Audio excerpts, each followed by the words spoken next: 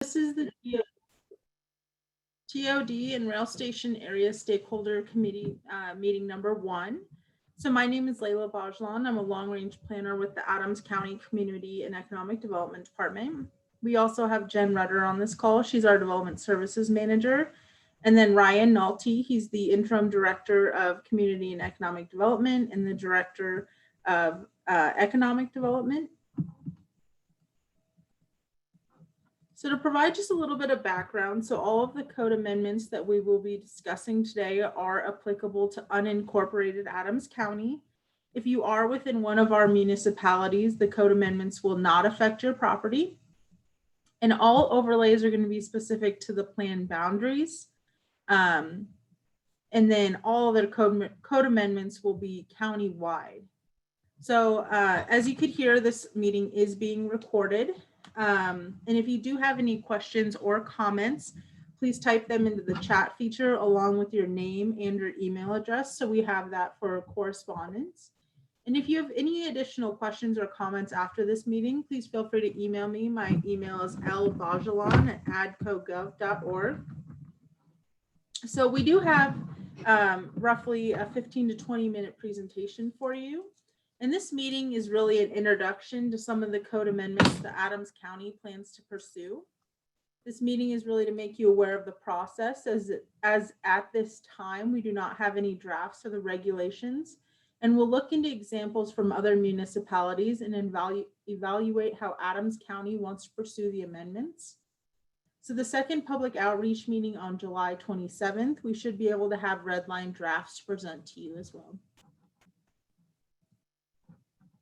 So at a study session with the Board of County Commissioners on May 11th, staff was given the direction to implement the visions of our long-range plans by creating zoning overlays for the plan boundaries. The 4 plans that we are looking into include the Welby Plan, the Federal Boulevard Framework Plan, the TOD and Rail Station Area Planning Guidelines, which is applicable to the half-mile buffer from the 6 station areas, either within unincorporated Adams County or adjacent to unincorporated Adams County, where the half-mile buffer would capture properties in unincorporated Adams County, and then the Clear Creek Valley TOD plan. We were also given the direction to change the use by right allowances of outdoor storage in the Industrial 2 and Industrial 3 zone districts, to create a mixed-use zone district, to add tiny home villages and safe parking regulations as new uses within the county's development standards. And then finally, to empower the comprehensive plan in criteria of approval for land use cases. So many of these efforts were priorities to the Board of County Commissioners, and we were actually granted an implementation planner to help with these proposed amendments. Staff will be adding compliance with the comprehensive plan as a criteria of approval to many of our land use cases. Currently, the county is working on Advancing Adams, which is an update to the 2012 Imagine Adams Comprehensive Plan. And this would provide a vision for development looking into 2040. And the adoption of this plan will be in early 2022. Compliance with this document will ensure that development is built out in accordance with the 2040 vision for Adams County. And adding in this criteria will also ensure that our long-range plans are being considered and development is compliant with their specific visions, as well as because many of our long-range plans are adopted into the comprehensive plan. So the county will be pursuing code amendments to change the use by right allowances of outdoor storage in the Industrial 2 and Industrial 3 zone districts. Currently, the I2 and I3 zone districts allow for accessory outdoor storage in excess of 100% of the building area by right, if it does not exceed 80% of the lot or 10 acres, whichever is less. If it does exceed that amount, a conditional use permit is currently required. The county would be reducing the thresholds of use by right outdoor storage, both in percentage and acreage that would be allowed. And we'd be looking to make it conditionally permitted rather than being prohibited. A conditional use permit is a formal land use application that requires 2 public hearings, one with the Planning Commission and then the last one with the Board of County Commissioners. It requires that the use be compatible with the area. And with the adoption of these regulations, it would require compatibility with the comprehensive plan and applicable sub-area plans. And it would also require a neighborhood meeting. So we are not proposing changes to the I-1 zone district at this time, as in 2019, we changed the I-1 zone district to require a conditional use permit for accessory outdoor storage in excess of 25% and up to 100% of the building area. So we will also be creating a mixed use zone district. Currently, the county does not allow for mixed use by right, and we are looking to change that. In 2020, we added mixed use as a use within the development standards that required a conditional use permit and was only conditionally allowed in our C5 zone district. With this effort, we would be creating dimensional standards for the zone districts, such as minimum lot size, minimum lot width, and setbacks. We currently have performance standards for the use that would remain in place. And the creation of a mixed-use zone district was called for by the 2012 Imagine Adams Comprehensive Plan and many of our sub-area plans. So it really helps to allow the visions of those plans to become a reality. So we were also given the direction to pursue adding in tiny home villages as a use in the development standards. While we do not have drafts at this moment, we plan to have the use as conditionally allowed in certain zone districts. Again, a conditional use permit does require 2 public hearings, one with the Planning Commission, one with the Board of County Commissioners. And in this process, we would define the terms tiny home and tiny home village. And we'll be looking at safety and other performance standards for the use as we work through this code amendment process. So similar to tiny home villages, we'd be adding in safe parking as a use within our development standards. The use would most likely require a public hearing, a neighborhood meeting, and a conceptual review meeting. In this process, we would define the term safe parking, establish the permitting type, and outline the applicable zone districts for the use. And we will be looking at safety and other performance standards for the use as we create these performance standards and code amendments. For both the tiny home villages and safe parking, we will be looking into how other municipalities are handling this and evaluate how Adams County wants to move ahead. We'll also be working closely with our community safety and well-being team to create these regulations. So finally, we'll be working on creating overlays for our long-range plans. Again, the overlays will be specific to the plan boundaries and not countywide. As zoning overlay is a zoning district which is applied over 1 or more previously established zone districts. And this can add additional requirements and provide the opportunity to offer incentives in certain areas. And an overlay is not a specific zone district in itself. So overlays are not a new tool within the county. We currently have several zoning overlays that we use to enhance development throughout unincorporated Adams County. The aviation overlays include the airport influence zone, height and noise overlays. And then we have the Colorado Air and Spaceport noise overlay. These overlays aim to protect both property owners and airplane activity by requiring aeronautical studies to determine if the development could be a hazard to air navigation. Some of the overlays restrict the creation of new residential lots or prohibit occupied spaces altogether, depending on the proximity to DEN or the Colorado Air and Spaceport. We also have the flammable gas overlay. It's applied to all properties within 1,000 feet of a historical landfill. This requires property owners to get Tri-County Health Department approval and mitigate the effects of any methane gas being released. And then finally, we have the mineral overlay and the natural resource conservation overlay. Both aim to protect environmentally sensitive areas and require a natural resource review if 1 or more acre will be disturbed with the development. So as previously mentioned, we are looking into creating overlays for the TOD and rail station area planning guidelines. This meeting is specifically targeted to properties within the half-mile buffer from the light rail stations or the properties that are within the Clear Creek Valley TOD plan. So the TOD and rail station area planning guidelines were adopted in 2007. This document realizes that many stations were planned in or adjacent unincorporated Adams County and aims to get ahead of the development by providing guidelines and policies for the core of the station areas. And the station areas that we would be considering in this effort are the City of Arvada Gold Strike Station, the Clear Creek Federal Station, the Westminster Station, the Pecos Junction Station, and then the original Thornton at 88th Station and the 72nd Station in Commerce City. So for those of you that might not know what TOD stands for, it stands for Transit Oriented Development.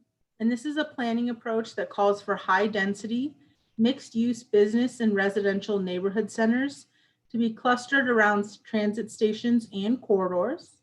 The policies within this plan would help support the end vision of TOD within these half-mile buffers. So then we also have the Clear Creek Valley TOD plan. This plan was adopted in 2009 and addresses the federal Clear Creek Station and the Pecos Junction Station. But the study area is from 64th Avenue to the north, Huron to the east, West 55th Avenue to the south, and Lowell Boulevard on the west. This plan provides two different options or scenarios as to how development within the half-mile and quarter-mile buffers from the two stations should be developed. The plan does use some of the TOD and rail station area planning guidelines to build out these two specific scenarios for both the Pecos Station and then the Federal Clear Creek Station as well. So again, the county does not have outlines or drafts for the proposed overlays at this time. We are very early in the process and wanted to engage the public to ensure that all residents and property owners are aware of some of the county initiatives, as many individuals may not have been aware that their property was within the specific plan boundaries. Several cities and counties in Colorado currently use overlays to implement their long-range plans. So we will be looking at other examples as well when creating our overlays. So a timeline for these code amendments, we will have our second public outreach meeting on July 27th, and then we will have a county-wide outreach meeting on July 29th. Staff does intend to go in front of the Board of County Commissioners and Planning Commission in study sessions in August. And then we are hoping to go in front of the Planning Commission in September for public hearing with a final adoption in October in front of the Board of County Commissioners. So if you do have any questions or concerns, please feel free to type them in the chat along with your email address and your name, and we'd be happy to answer them. If you have any questions after this meeting, please email me. My email is lbajalan@adcogov.org.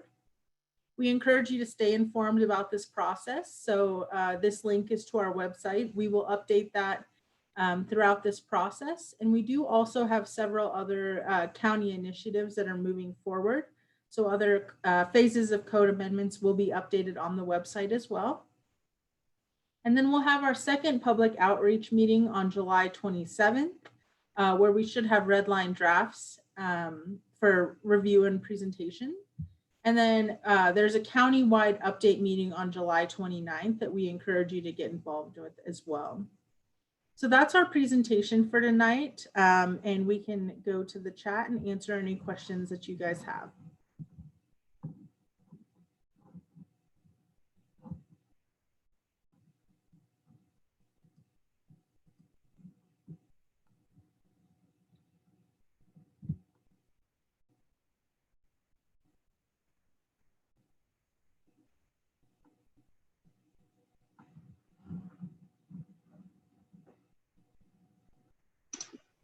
All right, so the first question, I will start, and then we also have Paulo Diaz as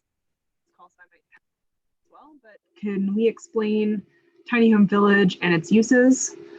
So what we're looking at is specifically a TinyHome Village as a use, not tiny homes individually, but the village itself, and we're looking at maybe creating performance standards that would set maybe a minimum number of units, what types of amenities and services would be required to be provided. Specifically, this is looking at trying to transition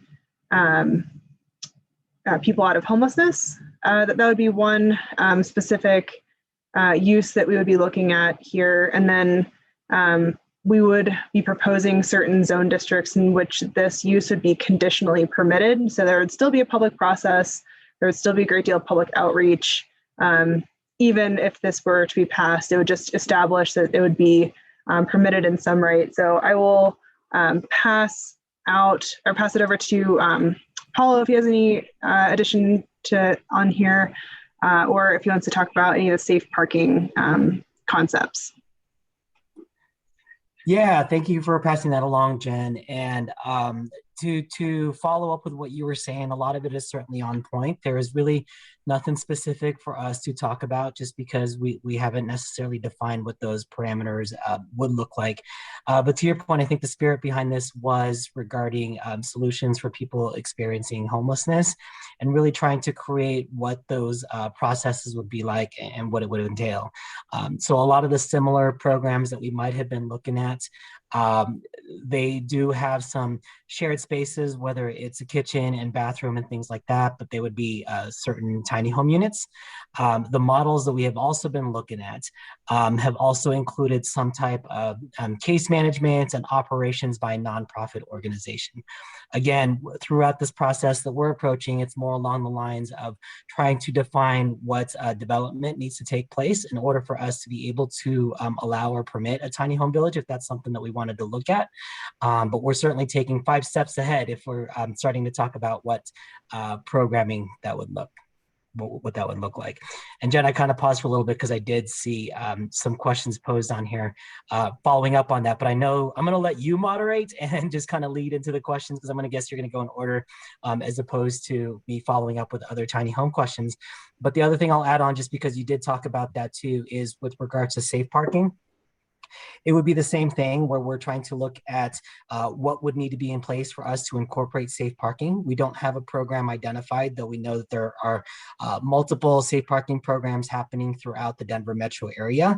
And a lot of them are operated by nonprofit organizations or faith-based groups to actually run those.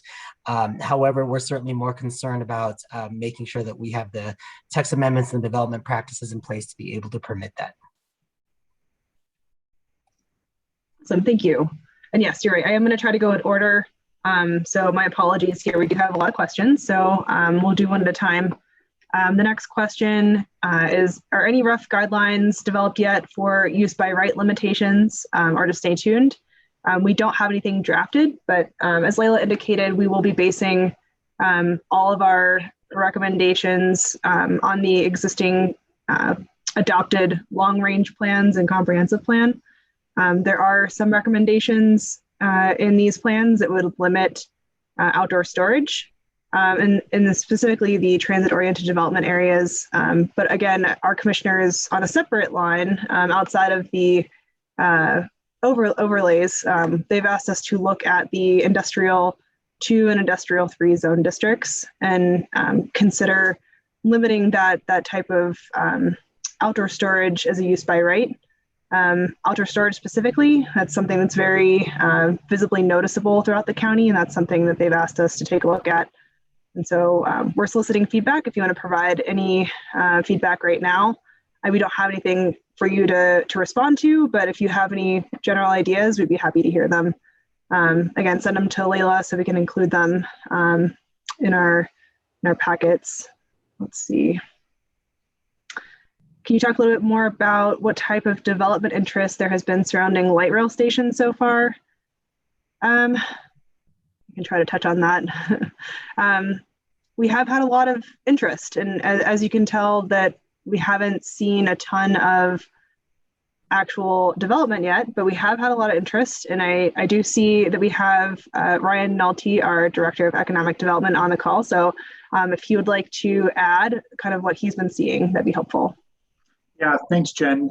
So yeah, as Jen said, we've we've had a lot of interest. We haven't had a lot of shovels in the ground when it comes to development around the TOD stations. We are working with quite a few developers who see the value of the proximity, especially with kind of making what we call activity spaces, or, you know, the kind of development that gets both, you know, the commuters, but also people who want to travel to that area via the transit system, you know, to go out to bars, restaurants, you know, events and stuff like that. So we are seeing that a lot around quite a few of the TOD stations, but there is also some movement that kind of got held back a little bit with COVID, different changes in finances and stuff like that. But I think, you know, we definitely are seeing developers look at TOD stations as a real potential opportunity in the future, just as you're seeing outside of even the Denver metro area and all the major cities that have kind of transit as a focus area for economic development purposes. So thank you. Where can the slide presentation and recording of this meeting be found? We haven't posted it yet, obviously, but it will be found where you can see on the slide here at adcogov.org/regulation-amendments. That will be where we're going to be having all of our drafts and presentation information and public hearing information. We will also continue to you know, reach out through social media. So we did do one mailing, and so I'm sure a lot of you got letters in the mail. We sent over 15,000 letters. We can only do that once. That's why we included both of the meeting dates and times on that invitation. So we would like for you to stay in touch with us, and that's how we're able to do it, at least for now. Let's see, when are we going to have in-person meetings? We are going to continue to do these public outreach meetings virtually. We are still not 100% out of COVID restrictions here at the county. We're nearly there. We are having in-person public hearings, but there are a lot of people who are still interested in meeting virtually, and we don't have the ability at this point to do hybrid meetings. So we will have the Planning Commission and Board of County Commissioner meetings, both the study sessions and the public hearings, in person, most likely, pending any other you know, things that come up this summer. So hopefully not. Hopefully we're all in the clear. Another question, it says you had mentioned something to the nature of purchasing properties within a half-mile radius of our TD zones. We are not talking about purchasing that. The county is not interested in being a property owner here. We are just looking at amending our development standards to create different overlays that would allow for different types of development in those areas. Having maybe some carrots that would allow for higher density in exchange for affordable housing, for example. Maybe some sticks in terms of, you know, maybe restricting some outdoor storage and things like that that aren't necessarily appropriate in the TOD zone. So that's generally what we're talking about. Definitely not wanting to be a property owner here. That's not what we're talking about.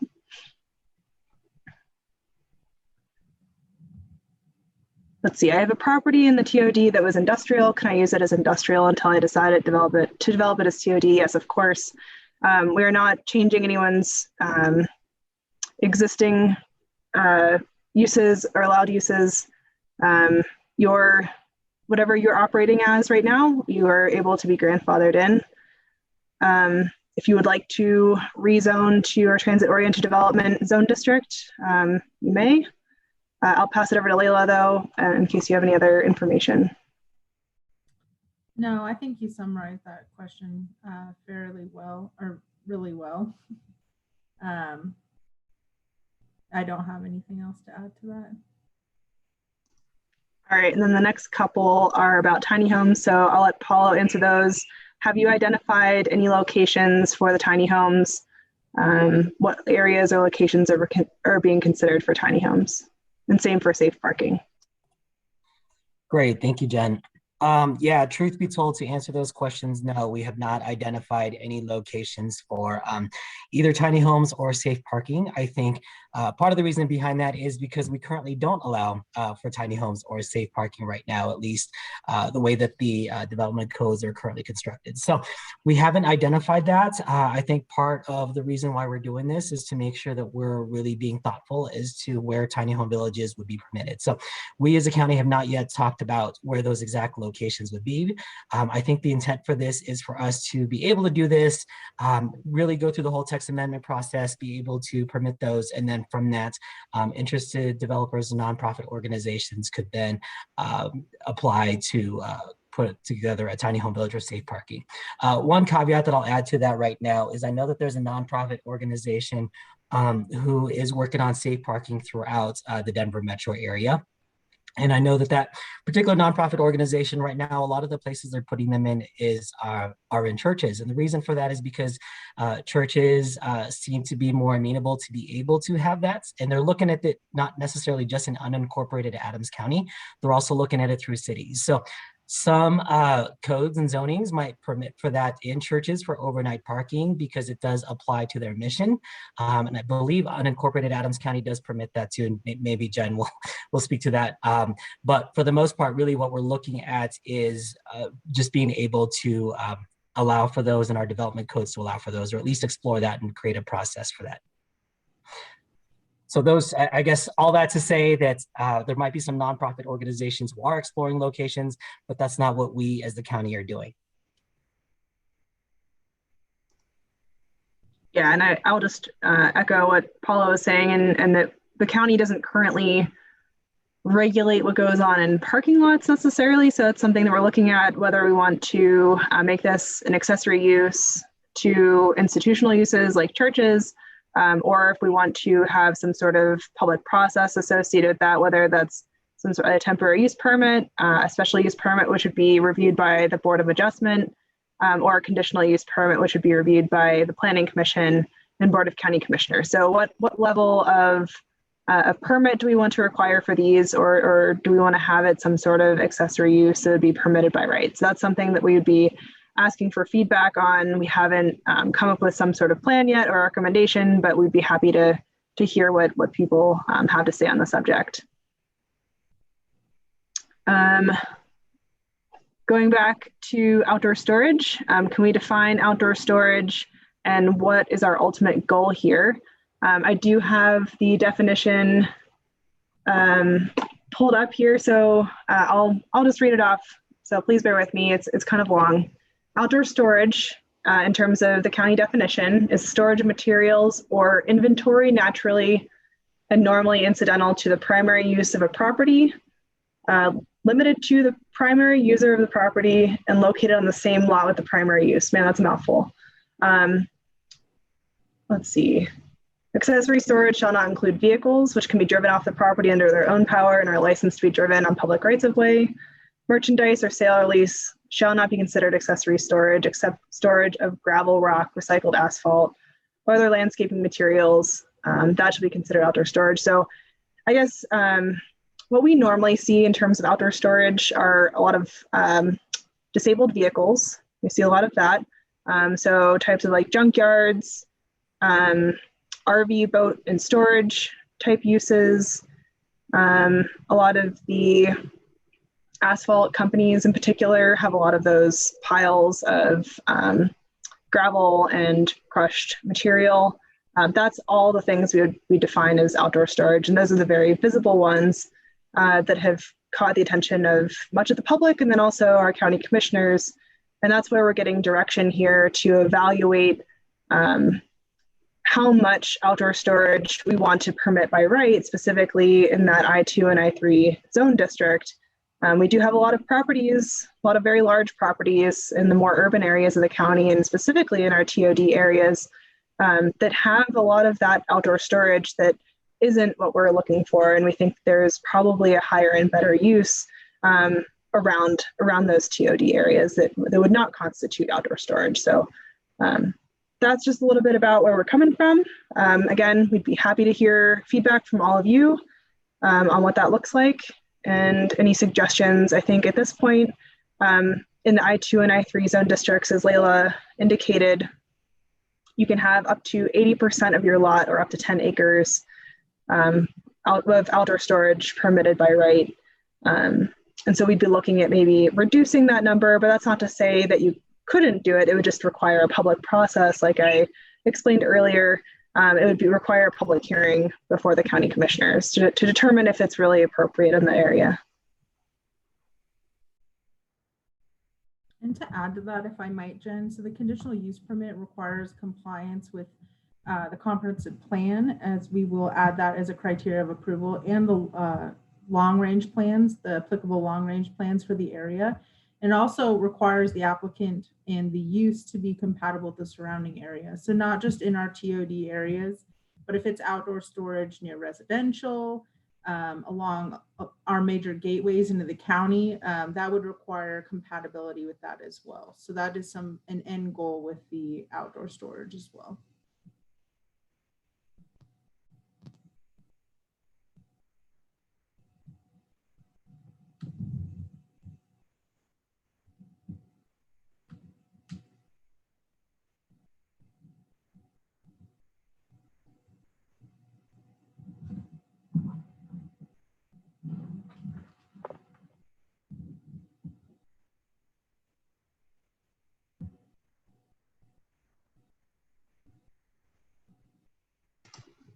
Well, I've seen a pause in questions, so I'll just take this opportunity to thank you all for taking some time out of your evening to participate and to listen to what we have to say this evening.